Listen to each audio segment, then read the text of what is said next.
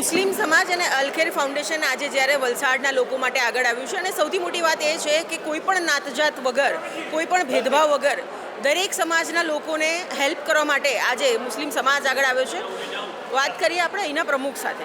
શું કહેશો કે આજે જ્યારે મુસ્લિમ સમાજ અને અલખેર ફાઉન્ડેશન કોઈ પણ નાતજાતના ભેદભાવ વગર આજે જ્યારે વલસાડના જે લોકો પરેશાન છે તેમને હેલ્પ કરવા માટે આગળ આવ્યું છે, શું કહેશો?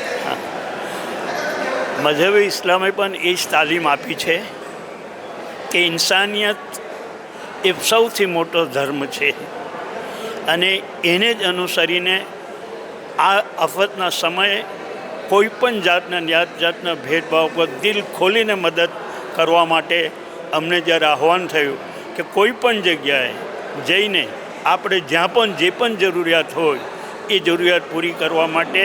અને ત્યારે નવજવાનોની ટીમે હાઈવેની ઉપર જ્યારે 24 તારીખે રાત્રે જ્યારે અહીંયાથી ભોજન તૈયાર કરીને પેકેટ બનાવીને વેચ્યા ત્યારે મારા દિલને એ જોઈને એટલી ખુશી થઈ કે આજે આ સ્ફૂર્તિ, આ ઉત્સાહ અને આ ધગસ એક ઇન્સાનિયતના નાતે લોકોને કેવી રીતે કરવી મદદ, એના માટેની જે તત્પરતા દાખવી છે એ ખરેખર કાબિલે તારીફ છે.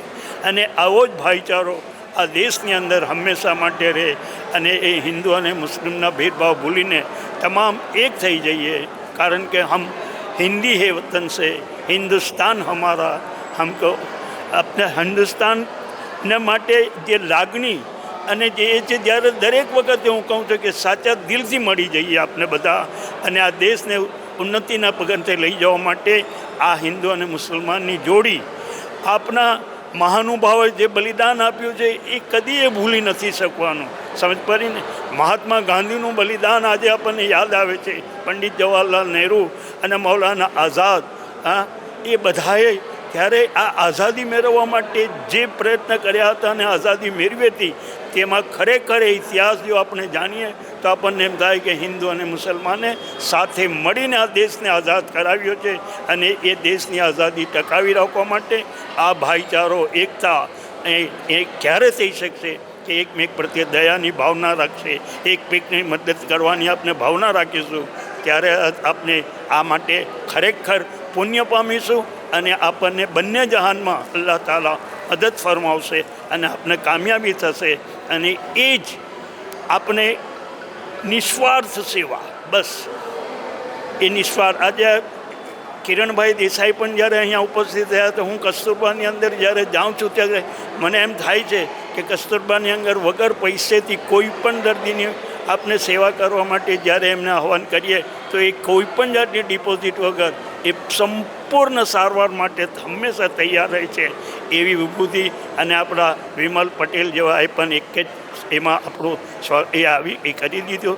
આમંત્રણ સ્વીકાર્યું અહીંયા ઉપસ્થિત રહ્યા આપ સૌનો, પત્રકારોનો અને અહીં પધારેલા તમામ મહાનુભાવોનો આભાર માનું છું અને આવા સારા કાર્યો હંમેશા થતા રહે.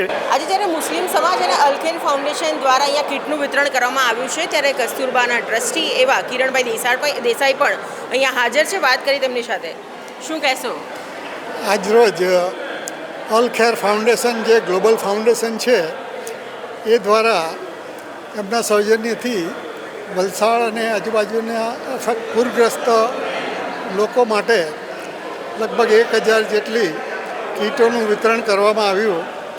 જે પ્રસંગે એ કીટ વિતરણ માટે મને આમંત્રિત કરવામાં આવ્યો હતો અને આ એક ઉમદા કાર્ય બહુ ખૂબ સરાહનીય છે અને પૂરગ્રસ્તોની તાત્કાલિક મદદ માટે આ ઘણું જ જરૂરી પગલું હતું.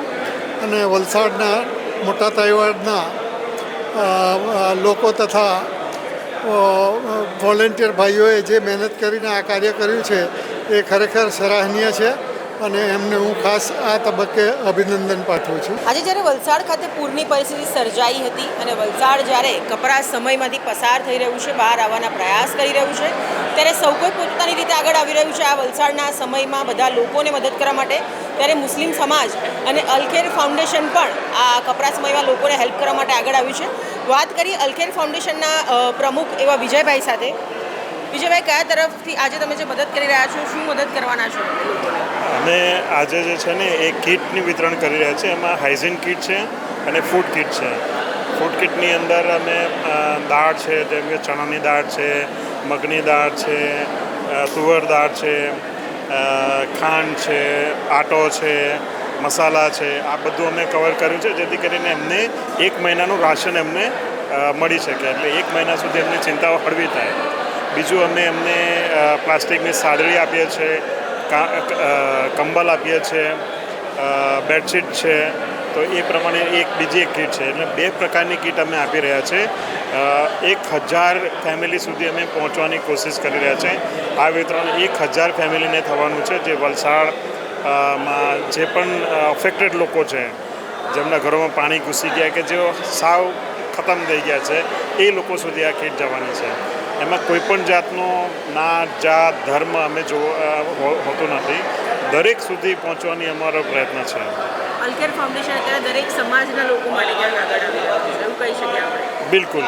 અમે એવું નથી કે અહીંયા ખાલી ગુજરાતમાં કે ખાલી આજ કોઈ પણ જગ્યાએ અમે કામ કરીએ છીએ, તો અલકેર ફાઉન્ડેશન ફોર ઓલ એ બધા જ માટે કામ કરે છે, ખાલી મુસ્લિમ સમાજ માટે નથી.